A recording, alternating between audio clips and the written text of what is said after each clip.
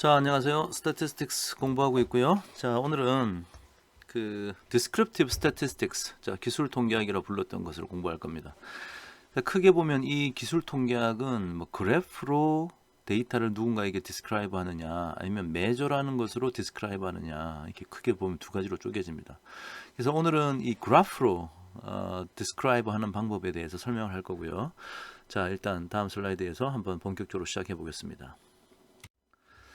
자, descriptive statistics를 본격적으로 논의하기 전에 먼저 통계학의 구조가 제가 지난 시간에 말씀드렸다시피 크게 보면 두 개로 쪼개진다.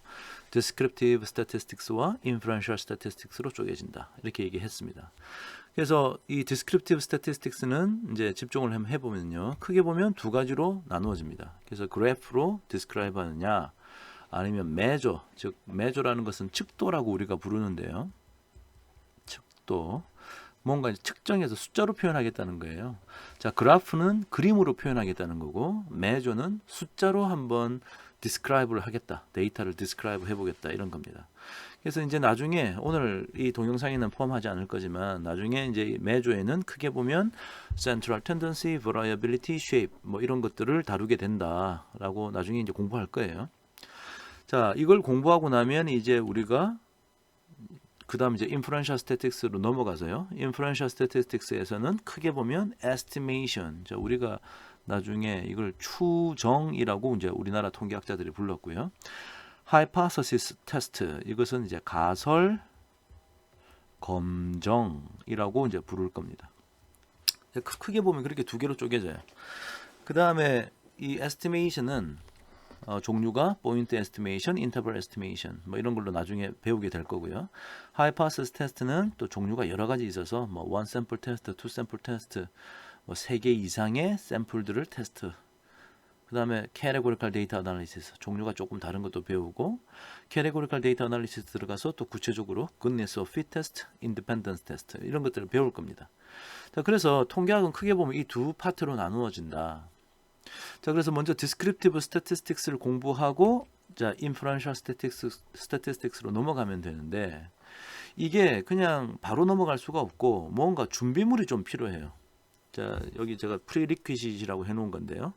이 준비물이 다음 보시는 여러 가지 개념들이 있습니다. 뭐 random variable이라는 것에서부터 probability distribution, 뭐 expected value, variance, 그다음에 joint probability, marginal probability, covariance, correlation coefficient, discrete probability distribution, continuous probability distribution, sampling distribution. 자, 앞으로 차근차근 우리가 공부를 할 거예요. 그래서 이런 것들을 프리리퀴짓으로, 즉 먼저 선행 조건으로 우리가 공부를 한 다음에 inferential statistics로 넘어갈 수 있습니다. 그래서 이제 통계학의 학문의 이름으로 좀 따지면 이걸 우리가 좀 더 구체적으로 요 파트를 probability theory 파트, 확률 이론 파트라고 하고요. 자, 오른쪽에 있는 저런 것들을 statistical inference 파트다. 자, 이렇게 구분해서 부르기도 합니다. 자, 그래서 우리가 이제 이런 것들을 이제 다 이제 공부를 할 거고요. 전체적인 그림을 제가 먼저 보여주는 거예요. 우리가 이제 어떤 식으로 공부를 해 나갈 거냐. 그래서 제가 방금 말씀드렸던 먼저 descriptive statistics를 쭉 공부한 다음에 그 다음에 일종의 준비물인 일종의 준비물이죠. 준비물이라 할 수 있는 prerequisite를 쫙 공부한 다음에 그 다음에 비로소 inferential statistics로 갑니다. 사실은 요까지 이제 끝마치고 나면 끝이 아니라 여기서 이제 이걸 딱 끝나고 나면 이제 우리가 regression이라고 하는 아주 커다란 통계학의 한 분야로 이제 넘어가서 이 통계학이 전체적으로는 이제 마무리가 되게 되는데요. 자, 우리는 이번에 이 모든 과정을 쭉 한번 훑어가면서 regression도 공부를 하게 될 겁니다. 자, 그래서 전체적인 그림을 먼저 알고 있는 것이 중요하다라는 생각에서 제가 이 지도를 보여드렸고요. 이 지도를 이제 앞으로 계속 공부해 나가면서 계속 자주 보여드릴 겁니다. 자주 보면서 우리가 이제 어느 부분을 지금 논의하고 있다라는 것을 알려줄 거예요. 자, 그래서 오늘은 자, 그래프로, 즉 그림을 그려가지고 데이터를 누군가에게 디스크라이브 하는 방법에 대해서 설명을 한번 해보도록 하겠습니다. 자, 그래프를 이용한 자료의 정리. 자, 그래프는 사실 우리가 일상생활에 많이 쓰죠. 자, 그래서 종류를 보면 뭐 많습니다. 뭐 히스토그램, 줄기, 잎 그림, 상자 그림, 산점도, 파이 그림, 막대 그림 뭐 여러 가지 있어서요. 우리가 제법 친숙한데 이것을 굳이 조금 좀 정리를 하자면 퀄리테이티브 자료를 다루느냐, 퀀티테이티브 자료를 다루느냐 또 이렇게 좀 나눠 볼 수 있을 것 같고요. 또 퀄리테이티브냐 퀀티테이티브냐에서 자 퀄리테이티브도 변수가 하나냐 두 개냐 퀀티테이티브에서도 변수가 하나냐 두 개냐를 구분하면 뭐 이런 식으로 정리가 좀 될 것 같아요. 자 그래서 뭐 여기서 막 설명을 많이 하는 것보다 직접 하나하나 보면서 얘기를 하는 것이 가장 이해가 빠를 것 같습니다. 자 먼저 바 차트라고 불리는 이 막대 그림, 바 차트라고 부르고요. 자, 파이 차트라고 부르는 파이 그림. 자, 여기에 대해서 한번 얘기를 해볼게요. 자, 예를 들어서 우리가 테이블이 하나 있습니다. 표가 있는데 이 표가 뭐냐면 자, frequency and relative frequency distribution 이렇게 돼 있네요. 그래서 우리나라 말로 바꾸니까 빈도와 그 옆에는 relative frequency는 상대 빈도겠죠. 상대 빈도의 distribution, 분포에 대해서 지금 보여주고 있다. 뭐 이렇게 돼 있네요.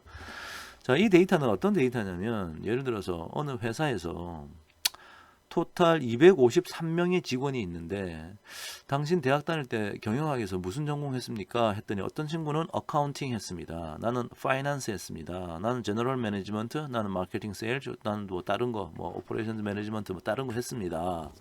이렇게 얘기한 사람이 각각 73명, 52명, 36, 64, 28명이더라. 자, 이런 정보를 주고 있고요. 그 다음에 이거를 가지고 상대적인 빈도, 즉 비율로 한번 표시해 보자. 그래서 253분의 73, 즉 73 나누기 전체 253 하니까 28.9%, 즉 0.289 이렇게 나왔나 보죠. 자, 그래서 쭉 나와서 이제 토탈 100%가 되게 한 테이블이 있습니다. 이 표를 테이블이라고 하니까요. 자, 이거를 그림으로 나타내 보자. 이게 숫자로 돼 있으니까 한눈에 안 들어온다는 거예요. 그래서 그림으로 나타내자라고 했던 것이 자, 이런 그림입니다. 그래서 지금 여기 가로축이 1, 2, 3, 4, 5라고 되어 있는데 자 이게 이제 area를 나타내는 축이에요. 그래서 어카운팅을 1이라 부르고 이걸 2, 3, 4, 5라고 불러서 지금 그림을 나타낸 거예요. 세로축은 frequency, 그러니까 요 정보죠. 이 frequency를 이제 높이로 나타낸 겁니다. 이런 그림 자주 보죠. 자 이것을 우리가 뭐라 하느냐? 바 차트라고 한다. 자, 바 차트 우리가 하도 자주 보니까 당연히 뭐 알고 있는 것 같아요. 자, 그런데 다음 슬라이드에서 제가 뭐 한 가지 질문을 한번 해볼 텐데 이 바 차트를 잘 기억해 보시고 나중에 제 질문에 한번 답변을 해보세요 스스로. 자, 일단 요렇게 일단 이런 것이 바 차트다 이제 알고 있으면 될 것 같고, 자 파이 차트는 이 퍼센티지로 나타낸 걸 전체 100%를 하나의 원으로 두고 그 퍼센티지에 맞게 면적으로 이렇게 표시한 거예요. 그래서 1번 항목이 28.9니까 뭐 대략 한 29%, 2번은 21%, 뭐 이렇게 퍼센티지를 나타냈다. 자, 이런 걸 뭐라 한다? 파이 차트라고 한다. 자, 우리가 하도 자주 보니까 친숙하죠? 자, 그렇구나 하고 이제 넘어가면 됩니다. 자, 그 다음 볼 그림은요, 히스토그램이라는 거예요. 히스토그램. 그 다음에 제가 이어서 박스 플랫이라는 것도 한번 설명할 텐데요. 상자 그림이라고 부르는데, 자, 히스토그램부터 한번 봅시다. 아까랑 비슷한 표가 하나 있는데요. 자, 이번에는 frequency distribution. 자, 빈도의 분포를 나타낸다. of the long distance bill. 자, 이거는 예를 들어서 뭐 어떤 상황이냐면 예를 들어서 뭐 미국을 한번 예를 들게요. 그래서 이제 가정집에 각 가정집마다 전화기가 있는데 장거리 전화를 어느 정도 썼느냐. 그래서 장거리 전화 요금이 나온 게 얼마냐. 그래서 뭐 어떤 집은 7달러가 나왔을 거고, 어떤 집은 뭐 120달러가 나왔을 거고, 어떤 집은 뭐 67달러 나왔을 거고, 뭐 이렇게 나올 거 아닙니까? 그래서 토탈 200개 가구에게 물었어요. 그래서 0달러에서 15달러, 뭐 0보다 크고 낮고 15달러 미만이 몇 개 가구가 있냐 했더니 71개 가구가 있더라. 15달러 이상 30달러 미만이 37개 가구가 있더라. 이렇게 조사가 된 거예요. 흔한 표죠. 이것도 역시 프리퀀시를 다루고 있습니다. 지금 제가 네모를 치면서 좀 강조하는 걸 눈여겨보세요. 자, 빈도란 이 정보가 통계학에서 상당히 중요한데요. 자, 프리퀀시를 하여튼 기록했습니다. 자, 이걸 숫자로 나타내니까 한눈에 안 들어온다. 그래서 그림으로 나타내겠다 하고 한 게 오른쪽 그림이에요. 그래서 여기 이 가로축이 아까 그 클래스 리밋인데 여기 그냥 빌이라 표현했네요. 자, 그래서 여기 15, 30 적어 놓은 건 무슨 말이냐면 여기가 0인데 여기가 15인 것 같아요. 그래서 0보다 0 이상 15 미만 요 구간에 몇 개 가구 있었다? 71개 가구. 그래서 요 높이가 71인가 봅니다. 그 다음에 15 이상 30 미만이 뭐 한 37개 가구. 뭐 이렇게 그림을 그려 놓은 거예요. 자, 이런 그림을 우리가 뭐라 부르느냐? 히스토그램이라 부릅니다. 히스토그램. 자, 우리가 자주 보던 그림이에요. 자, 그럼 여기서 아까 제가 질문 하나 던진다고 했는데 여기서 보시는 히스토그램과 앞장에서 보셨던 바 차트는 뭐가 달라서 이름이 다른 거죠? 생긴 거 비슷하지 않습니까? 앞에는 바 차트였고 지금은 히스토그램입니다. 앞에 있는 걸 히스토그램이라 불러도 되나요? 혹은 지금 보시는 그림을 바 차트라고 불러도 되는 건가요? 아니면 완전히 구분이 되는 건가요? 자, 정답은 완전히 구분이 됩니다. 자, 제가 이것을 좀 더 실감나게 여러분께 설명을 드리면 이런 스토리텔링이 가능할 것 같아요. 여러분이 해외 출장을 가가지고 이런 조사를 해왔습니다. 그래서 사장님께 보고할 때는 이런 숫자가 많으면 사장님이 보기 힘드시니까 그림으로 그려서 이렇게 히스토그램을 그려서 보고했어요. 자, 근데 복도를 가다가 사장님을 만났단 말이에요. 사장님이 물어봅니다. 어이, 뭐 김대리 출장 갔다 와가지고 나한테 그 롱 디스턴스 빌 얼마만큼 나왔는지 조사한 거를 그림으로 그려서 히스토그램 그려서 보고 했다던데 내가 아직 그 그림을 못 봤거든. 지금 나한테 말로 좀 설명해 주게. 자, 이렇게 물었어요. 여러분은 이 그림을 말로 어떻게 설명하시겠습니까? 그림이라는 것은 어떤 메시지를 전달하기 위해서 그린 거예요. 자, 그러면 그 메시지를 말로 설명할 수 있어야 되는데 제가 이 질문을 보통 학생들에게 물어보면 참 답을 잘 못해요. 그래서 답을 하는 친구가 어떤 식으로 하냐면 이렇게 얘기합니다. 롱 디스턴스 빌이 0달러 이상 15달러 미만은 71명 정도 되고요. 한 70명 정도 되고 이 그림으로 보면 15에서 30 사이는 한 뭐 40 가까이 되고요. 뭐 이렇게 하나하나를 다 말하려 그래요. 지금 사실은 그것은 사실이긴 하지만 메시지는 아닙니다. 사실 이 그림의 메시지는 뭐냐? 롱 디스턴스 빌이 0달러부터 시작해서 처음에는 좀 그 빈도가 감소하다가 롱 디스턴스 빌이 증가할수록 빈도가 감소하다가 어느 순간 다시 한 75달러 정도 선에서부터는 다시 증가하다가 다시 한 105달러 뭐 105달러를 기준으로 다시 또 감소하더라. 즉 내려오다가 올라가다가 감소하더라. 자, 이런 일종의 패턴을 설명하는 것이 목적이에요. 즉 제일 처음에는 높다가 점점점 롱 디스턴스 빌이 증가할수록 그 빈도가 감소하다가 다시 올라갔다가 내려가더라. 이런 패턴을 설명하는데 만약에 여러분이 이 그림을 이쁘게 그린다고 이 막대 그래프의 막대기의 높이가 키가 큰 것부터 쭉 다시 재정렬을 해서 막대기를 쭉 이쁘게 그린다. 자, 예를 들어서 뭐 이렇게 그린다. 이렇게 하면 될까요? 안 될까요? 이렇게 그림을 그리면 그 패턴에 대한 정보가 깨지는 거죠. 그래서 그렇게 그리면 안 돼요. 즉 막대 그래프의 위치가 바뀌면 안 되는 겁니다. 왜냐?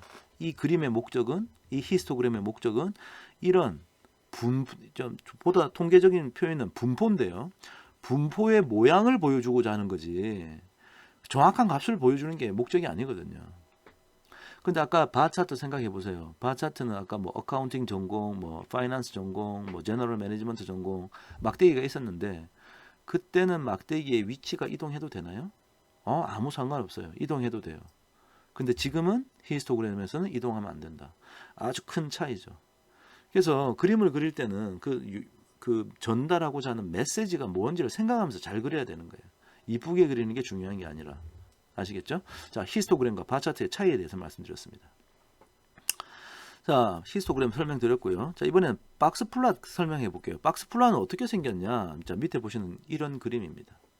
자, 이 그림은 정체가 어떤 거냐면 아까 200개 가구한테 물어봤다 그랬잖아요. 자, 그럼 어떤 가구는 예를 들어서 뭐 0달러도 있었을 거고요. 뭐 또 어떤 크게 쓴 거는 뭐 120달러가 있었다고 한번 쳐봅시다. 그럼 뭐 75달러도 있을 거고 뭐 되게 많았을 거예요. 이렇게. 자, 이런 200개의 숫자를 쭉 크기 순으로 정렬해요. 크기 순으로. 그럼 제가 이거 적은 것처럼 쭉 크기 순으로 정렬했을 때 제일 작은 게 어디? 0달러. 그래서 제일 작은 거는 0이다. 제일 큰 건 어디? 120. 여기 120이다. 그 다음에 여기서 퍼센티지로 따질 때 딱 50%에 해당하는 게 얼마냐? 여기는 25%, 여기도 25%, 25%, 25% 이렇게 따지면 제일 끝에 해당하는 건 0이고요. 제일 큰 거는 120이고요. 여기가 50%죠. 여기에 해당하는 게 지금 이 그림 보니까 여기가 그건데 조금 한 이 정도 할까요? 한 27 할까요? 모르겠습니다. 정확하게. 정확하게 50% 되는 지점은 27 정도 되고 그러면 25%에 해당하는 거는 뭐가 있고 75%에 해당하는 뭐가 있다. 그것을 보여주는 거예요. 그러니까 여기가 그러니까 여기서 여기까지가 25%고요. 여기서 여기까지가 또 25%고요. 여기서부터 여기까지가 25%고 여기서 여기까지가 25% 개수로 따지면 그런 정보를 주는 거죠. 그러니까 지금 이 그림은 대부분이 어디 있어요? 약간 왼쪽에 몰려 있네요. 이쪽은 좀 듬성듬성 있고 이쪽에는 좀 촘촘히 있나 봐요. 그런 정보를 전달하려고 하는구나. 자, 이것이 박스 플롯 다시 그려왔는데요. 박스 플롯에 관련해서 좀 전문 용어 이번에 제가 키워드로 쿼타일, 퀀타일, 퍼센타일 이 세 가지 용어를 알아야 돼요. 통계학을 공부하면. 자, 그래서 제가 좀 한국말로는 4분위수, 분위수, 백분위수 적어놨는데 자, 정확하게 알려드릴게요. 자, 지금 이 그림을 보니까 대충 여기가 그래 아까 좀 얘기했다시피 여기가 이제 0이고요. 자, 여기다 한번 적어볼게요. 여기다가 이제 0이고 여기는 얼마입니까? 한 25 정도 되는 것 같은데요. 여기 한 25 정도 되고요. 그 다음에 여기가 대충 어느 정도입니까? 뭐 한 85 할까요? 85. 자, 여기는 얼마입니까? 여기는 120이다. 자, 이렇게 한번 적어 놔 봅시다. 그러면 여기도 있어야 되네. 여기가 한 10 정도 된다고 할게요. 자, 그러면 다시 말하면 여기가 이제 25%가 되는 지점이고요. 여기는 50%가 되는 지점이고요. 여기는 75%가 되는 지점이고 여기는 100%가 되는 지점입니다. 자, 이때 우리가 이 10이라는 숫자, 자, 이 숫자를 뭐라고 표현할 수 있냐면 이렇게 표현할 수 있습니다. First quartile. 지금 제가 쿼타일부터 얘기하는 거예요. 자, first quartile. 그래서 좀 짧게 적을게요. 이 차이가 R이냐 N이냐 차이가 나니까 first QR, quartile 이렇게 부를게요. 그럼 이 지점의 이 숫자, 즉 25라는 숫자를 뭐라 부르느냐? second quartile이라 부릅니다. 이 85라는 숫자를 뭐라 부르느냐? third quartile이라 부릅니다. 그럼 얘는 뭐 false quartile이라 불러도 되겠네요. 자, 요렇게 부릅니다. 그래서 당신이 가지고 있는 데이터셋에 second quartile이 얼마입니까? 혹은 third quartile이 얼마입니까? 예를 들어서 third quartile이 얼마냐 물어보면 85입니다 라고 대답을 할 줄 알아야 돼요. 자, 쿼타일에 대한 설명이 있고요. 자, 이번에는 퀀타일 설명해 볼게요. 자, 퀀타일은 이 지점을 다른 말로 0.25 퀀타일이라 부릅니다. 제가 짧게 썼어요. QN이라고 적었습니다. 퀀타일을. 그러니까 0.25, 25%를 이제 소수점으로 바꾼 거예요. 0.25 퀀타일. 그럼 얘는 0.50 퀀타일. 얘는 0.75 퀀타일이 되겠네요. 얘는 1.00 퀀타일이 되겠죠. 자, 특히 퀀타일을 잘 알아둬야 되는데 그 이유에 대해서는 제가 좀 이따 설명드리겠습니다. 당신이 가지고 있는 데이터셋의 0.75 퀀타일이 얼마냐? 그러면 85입니다. 라고 얘기할 수 있어야 된다는 거예요. 자, 마지막 퍼센타일 지금 한번 보면요. 퍼센타일은 얘를 뭐라 부르느냐? 25th 퍼센타일이라 불러요. 자, 이 표기 방법을 잘 알아야 돼요. 아까는 first, second, third, fourth고 두 번째는 0.25, 0.50 이렇게 소수점으로 불렀고 마지막은 스자 붙여가지고 몇 번째란 뜻입니다. 얘는 그러면 50th 퍼센타일이라 부르면 될 거고요. 얘는 75th 퍼센타일. 얘는 100th 퍼센타일. 자, 이렇게 부르면 되겠죠. 자, 그러면 이제 여러분 질문이 생길 수 있어요. 아니, 다 똑같은 얘기인데 왜 이렇게 세 개나 다르게 내가 알아야 됩니까? 하나만 알면 되지. 라고 생각할 텐데 사실은 세 개 다 알아야 됩니다. 자, 왜 그러냐?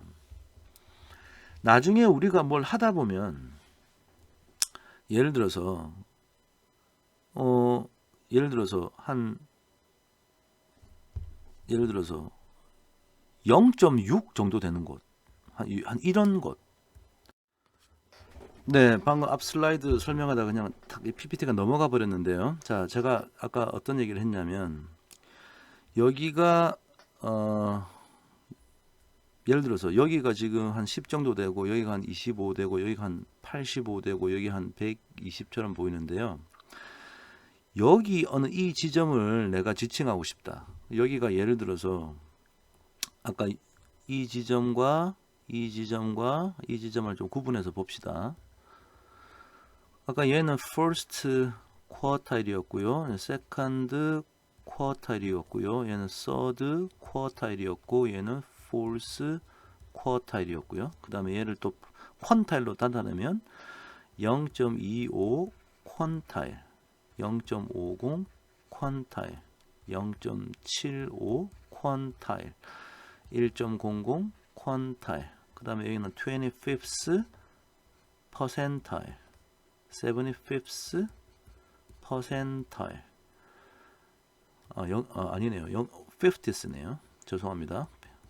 얘는 75th 퍼센타일, 100th 퍼센타일이라고 한다고 했습니다. 자, 근데 여기는 뭐라고 나타낼 수 있을까요? 이 지점을. 여기 어떤 숫자가 뭐 있을 거예요. 뭐 한 47 정도 있을 건데 얘는 나타내는 방법이 없어요. 쿼타일로는 저 47이라는 숫자를 나타내는 방법이 없다는 거지. 왜냐하면 first, second, third, fourth라는 것이 있지 뭐 2.7스 이런 말은 없으니까. 자, 불가능하다. 그런데 이 지점을 여기서 나타낼 수 있죠. 예를 들어서 저 지점이 0.6 정도 되면 0.60 퀀타일이라고 나타내면 되는 거죠. 그 다음에 여기를 또 다른 말로 뭐라 나타낼 수 있어요? 60th 퍼센타일 나타내면 얘는 저 47이라는 숫자를 나타낼 수 있을 겁니다. 하지만 쿼타일은 못 나타낸다. 자, 그래서 일단 밑에 있는 퀀타일과 퍼센타일이 필요하다는 얘기가 됐어요. 자, 그런데 또 나중에 보다 보면 어떤 게 있느냐, 한 요 정도 지점을 나타내는데 여기가 예를 들어서 0.95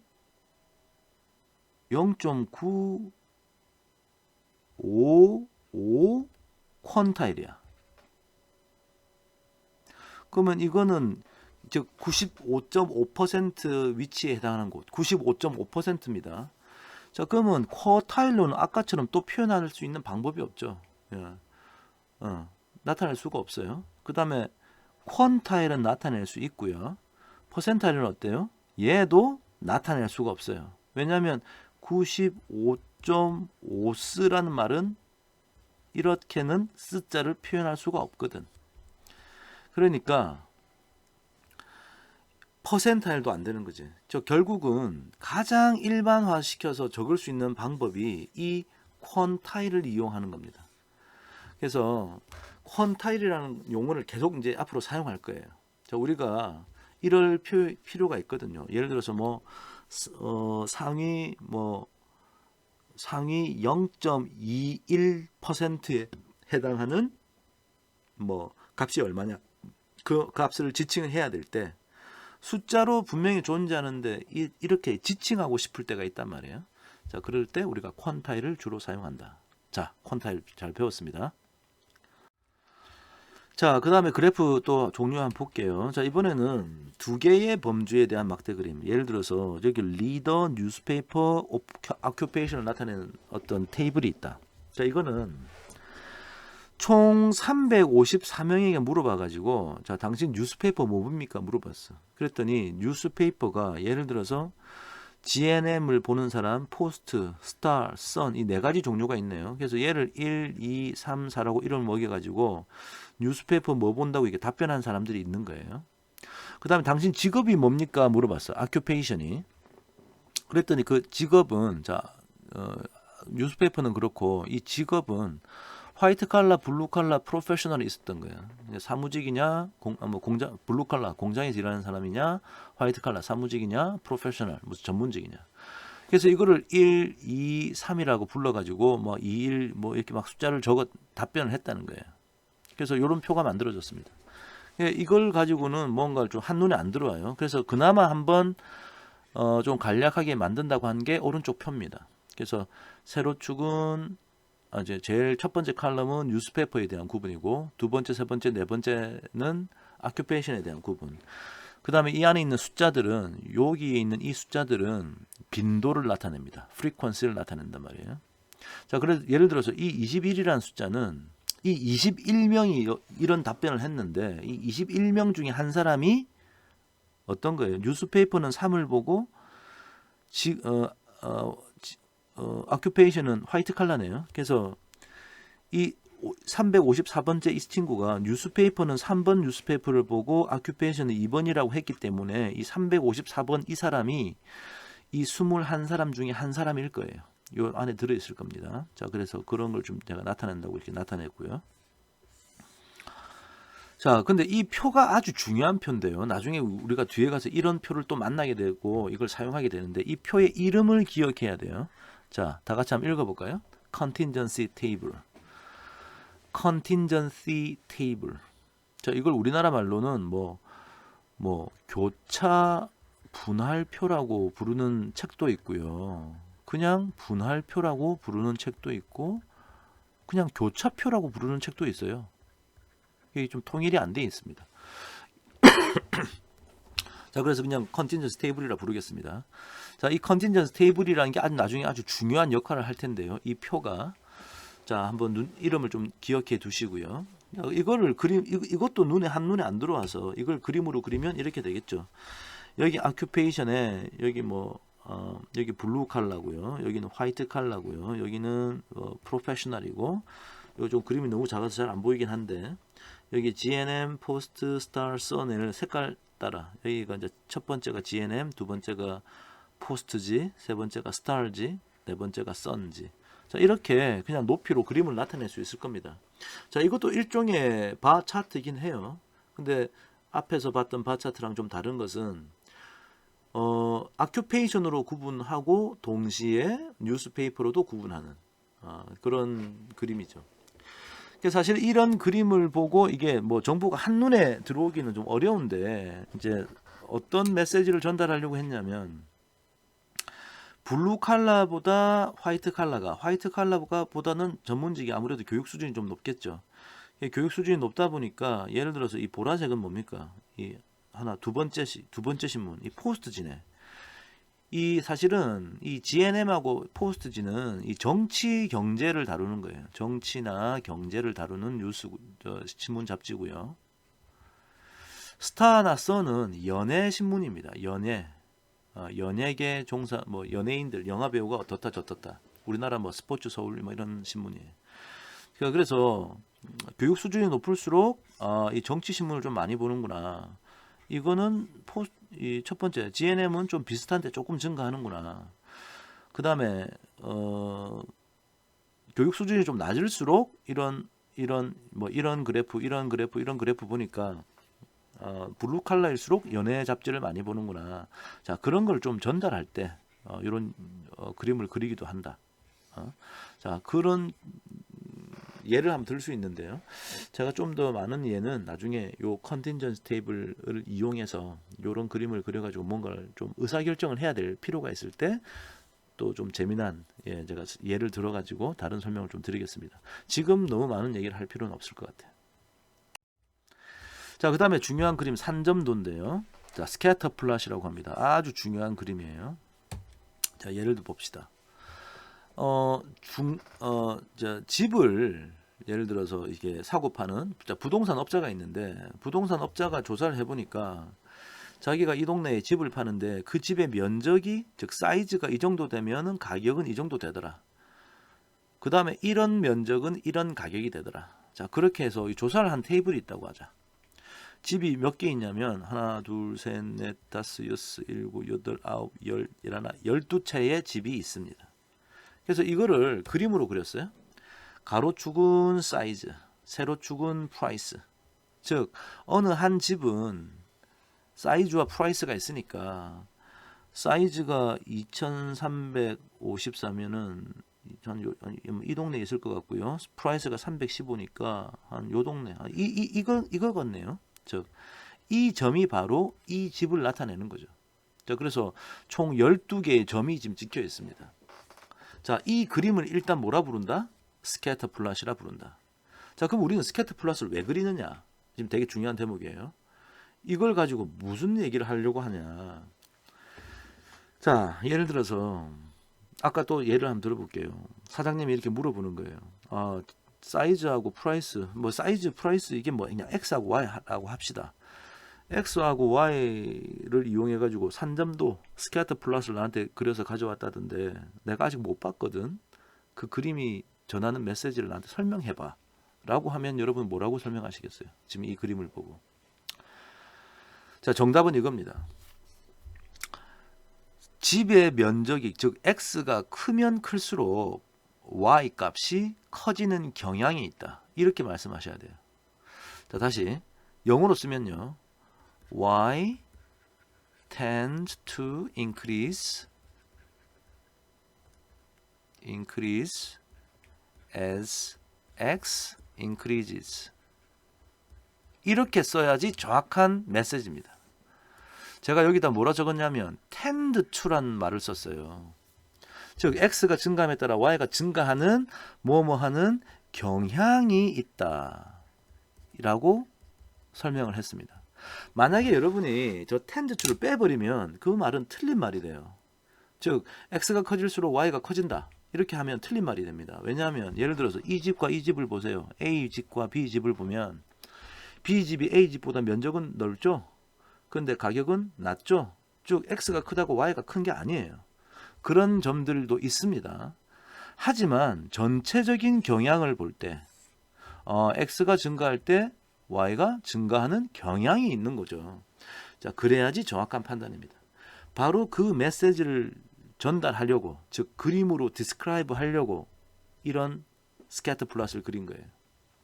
즉 X와 Y 두 개의 관계를 설명하기 위해서 그렸던 거다. 자, 그걸 기억하고 계세요? 자, 여기까지 여러 가지 그림을 봤는데요. 자, 그 다음 슬라이드는 이제 R을 이용해서 방금 얘기했던 그림 한번 그려보자는 거예요. 그러니까 여러분 지금 R 프로그래밍에 대해서 기초적으로 좀 배웠기 때문에 제가 이거 뭐 디테일한 설명은 안 하겠습니다. 그래서 뭐 아주 다양하고 강력한 그래픽 기능을 제공하고 여러분이 이제 데모라고 치셔가지고 가보면 요렇게만 명령을 치면은 되게 다양한 그림의 예를 좀 보여주기도 하는데요. 꼭 그럴 필요가 있는 건 아니고요. 그냥 한번 살펴보세요. 나중에 또 함수 R에다가 데모 퍼스펙티브, 펄스프 이렇게 쓰면은 3차원 그래프도 잘 보여주고 그래서 다양한 그림을 그릴 수 있다라는 것이 메시지입니다.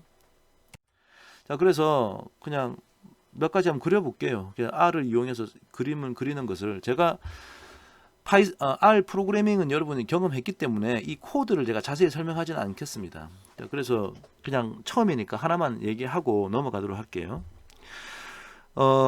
R에 이 ML 벤치라는 패키지가 있어요. 이게 이제 사실은 머신 러닝 벤치마크라고 하는 이름을 달았던 것 같아요. 이걸 만든 사람은.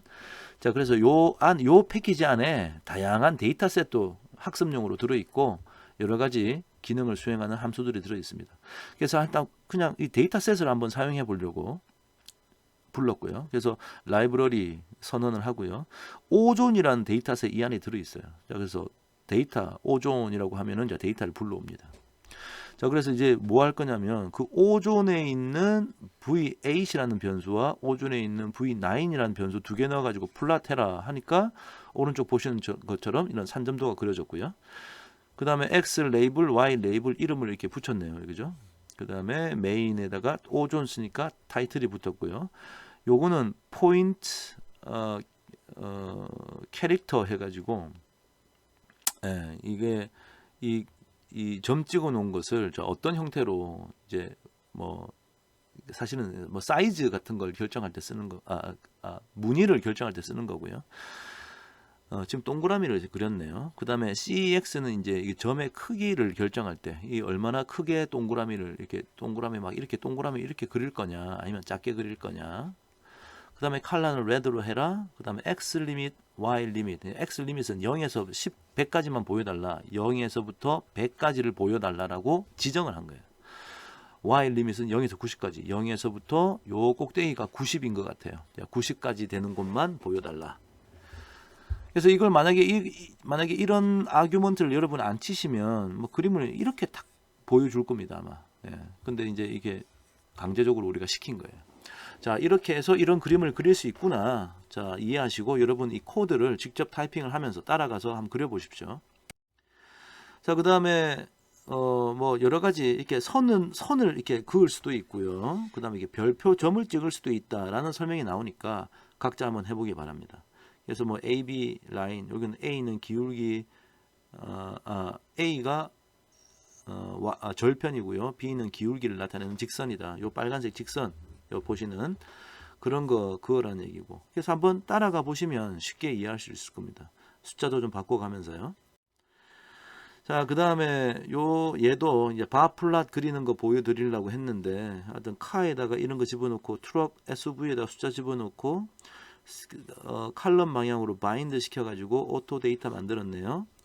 그 다음에 이 오토 데이터라는 데이터셋의 로우 네임을 Monday, Tuesday, Wednesday, Thursday, Friday 하니까 나중에 보자 그랬더니 Monday, Tuesday, Wednesday, Thursday, Friday 나오고 칼럼으로 묶었던 car, truck, SUV가 이게 사실은 제가 PPT로 붙이다 보니까 이렇게 됐는데 이게 더 이렇게 같은 칼럼으로 이렇게 데이터셋을 만들었다 그 얘기고요. 자, 그래서 방금 보셨던 아까 카라고 하는 cars라고 하는 그 데이터를 방금 아까 만든 걸 바 플롯이라는 함수를 써서 그려라 그렇게 할 수 있고요. 그 다음에 뭐 바 플롯의 오토 언더바 데이터 앞에서 만든 그 데이터네요. 그래서 여기 따라 한번 코드를 따라 해보시고 각자 이게 이런 그림, 이런 그림, 이런 그림으로 그릴 수 있다. 이 통계학 설명하는 게 목적이기 때문에 R에 대해서 자세히 설명을 하지 않겠습니다. 여러분 직접 한번 해보세요. 자, 파이 차트도 이렇게 그릴 수 있다. 각자 해보시기 바랍니다. 앞에서 만들었던 자동차에 대한 그런 거니까 칼즈라고 하는 카라고 하는 애가 있었으니까 그거 그리는 겁니다. 히스토그램도 그릴 수 있다. 그래서 숫자 이렇게 오토즈라고 데이터를 하나 만들었네요. 자, 그래가지고 히스토그램 오토즈 넣고 히스토그램 그리라 그러면 이렇게 그려준다. 오케이.